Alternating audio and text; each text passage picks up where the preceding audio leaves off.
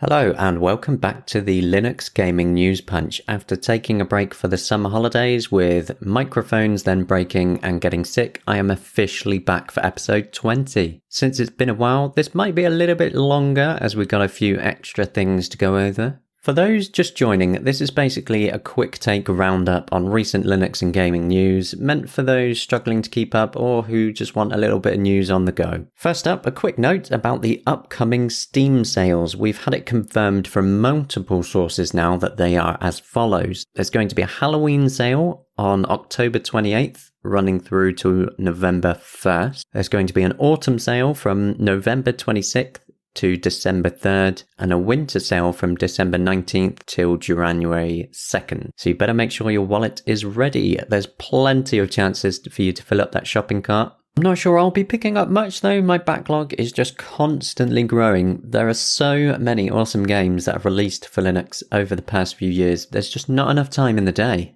Now onto a quick bit of distribution news, as Ubuntu has just recently turned 15 since the Warty Warthog was released back in 2004. Now, I don't want to sound too hyperbolic here, but without Ubuntu, I probably wouldn't be here today. See, I remember getting my first proper PC. I must have been around 15 or 16. And it came with something called Mandrake. Now, I had no idea what it was. It was confusing, weird, but it also pulled in my curiosity. And so my love affair with Linux exploded from there. When Ubuntu came along sometime later, their real focus on making things easy and sorting out little paper cut issues really helped to glue me to Linux. So happy birthday to Ubuntu. What a ride. Now I want to get some of the recent bad news out of the way. Starting with Natural Selection 2, as the Linux version has been officially dumped. It's been removed. Now, if this sounds familiar, it's because the developers of Rust did the same thing not long ago. They stated it was because it was becoming increasingly more difficult to support and develop for the platform natively. They said they also struggled to find enough testers with quality assurance experience to help them. Now, any loss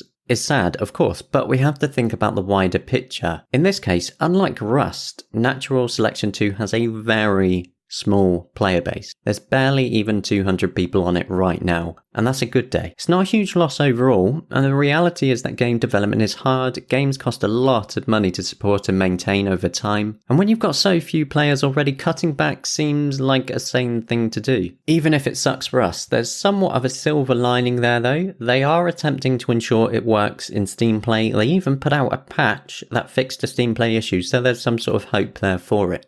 Moving on to the next one, the developer Hopfrog has removed Linux support for Forager. This one actually hit me a bit, since I genuinely thought Forager was such a wonderful game, and apart from the gamepads not working, which is an issue with Game Maker, it was fantastic. What really annoyed me about Forager though is how the developer basically bundled removing Linux into reasons why they're not doing a Mac version. And they did so by linking to an article talking about lots of problems supporting macOS. And it was done in such a casual and uncaring manner, buried in a Q&A post. And the developer didn't really seem to care much when responding to users about it. They said they would keep updating it like Windows, but basically ignore all support tickets and so on. And it's still not really all that clear right now what they're doing, if I'm honest. My real issue here though is how developers can just dump an entire platform years, or even in the case of Forager, only a few months after release. It's not like Linux is a console reaching end of life. Part of the problem though is Steam's pretty restrictive refund policy. You're only allowed to play 2 hours and own it for under 2 weeks. In this situation though, it's not Valve's problem,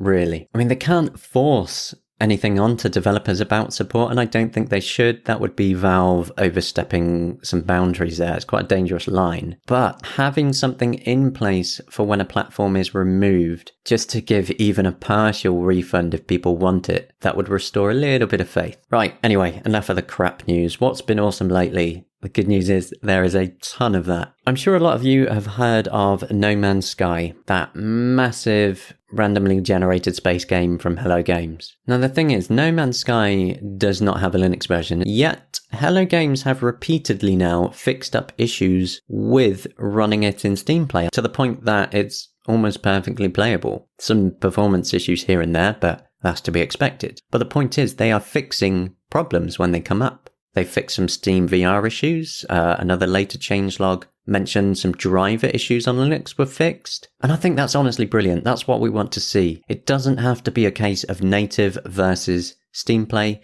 It's a question of support. You pay for a game, you want it to work, and Hello Games appear to want it working on Linux too. With Steam Play at least. But that's more effort than a lot of other developers do with their Linux versions anyway, so I just think that's really cool. Okay, moving on. Recently, Paradox Interactive held their PDXCon and they shared multiple big announcements. Are you ready for a bit of a news blast? Alright, here we go. Deep breath.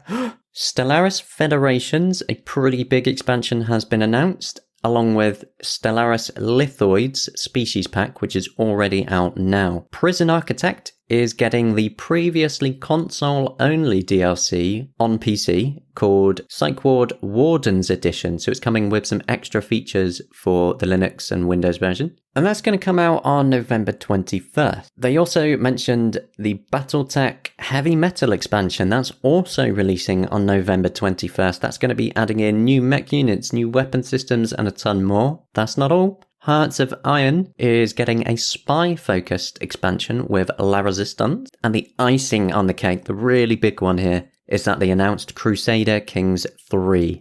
I spoke to their PR team, who then sent me on to an actual developer at Paradox who told me, and I quote, "Hey Liam, you asked so-and-so about the status of Crusader Kings 3 on Linux. I can confirm that we continue to support Linux." Fantastic. Crusader Kings 3 is supposed to have a big focus on easing the player in, so hopefully this time it will really hook me. I know a lot of people who love Crusader Kings 2 on Linux, so perhaps in future I could share some of that. But the thing is, you all get a chance to now try it anyway, as Crusader Kings 2 has officially gone free to play as well. That's pretty amazing, right? Now something that's quite surprising, because there's a game out there that added a battle royale mode that was completely unexpected. Civilization 6. I mean, you could argue that Civilization was already kind of a battle royale, and I see what people are saying when they've mentioned that before. However, Civilization 6, the Red Death mode, does away with any city building, and it sees you all race across the map to find new units, weapons,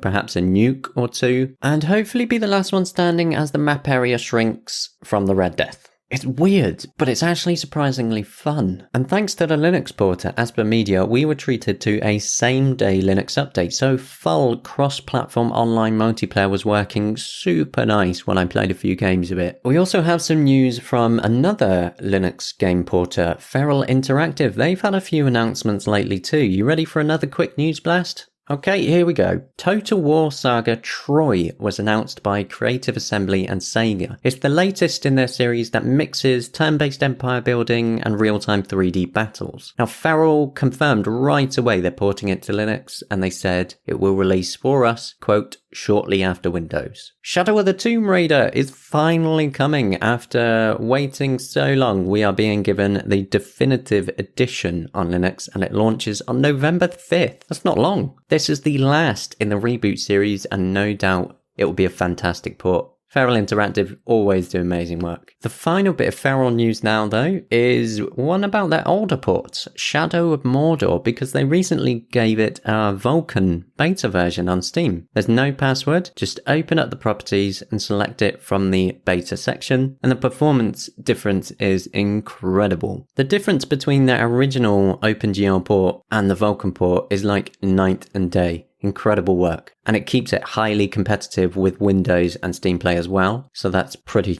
amazing. I have to say as well, it's incredibly pleasing to see Feral continue throwing their hat in the ring. They've been seriously good for the Linux gaming ecosystem, and I hope to see a lot more from them. They do still have Life is Strange 2 to come to Linux as well eventually. Here's another highlight for you. Rockfish Games recently announced Everspace 2, and as a massive fan of the original, which was a beautiful 3D roguelike space shooter, I was so excited about this I could have popped. I could have died, honestly. It's absolutely confirmed to be coming to Linux, although not during the early access period, to be clear on that. Now, Everspace 2 is a much bigger game. It's all changed with the sequel. It's no longer a game about looping over when you die. It's no longer a roguelike. It's an open world space adventure, basically. They've got 10 days left to go on their Kickstarter, and it looks like they might hit it. It's going to be a bit dicey there. Their goal is just shy of £400,000, and they've got just over £250,000. So with a bit of a push, it might actually make it. It would be good if it did, because it sounds and looks amazing. And we don't have a lot of these open world 3D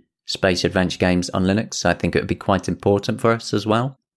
To end the news punch for today, we've got a bit of a teaser, a bit of speculation, as it looks like the Blair Witch game from the developer of Observer and Layers of Fear might actually be coming to Linux. It was pointed out to me recently that they've added a Linux content depot on Steam database, and they continue to update it even today as I'm recording this. I've seen an update to the Linux information on there. So perhaps they're going to go for a surprise Halloween release for Linux alongside a bigger update. Who knows, but it could be some spooky fun coming for us. And that's it for this week. If you do enjoy these little roundups, do reach out and let me know. I want to know if it's worth it for you. As always, you can visit gamingonlinux.com for the latest daily news during the week. See you in another week or so for the next News Punch episode. Goodbye for now.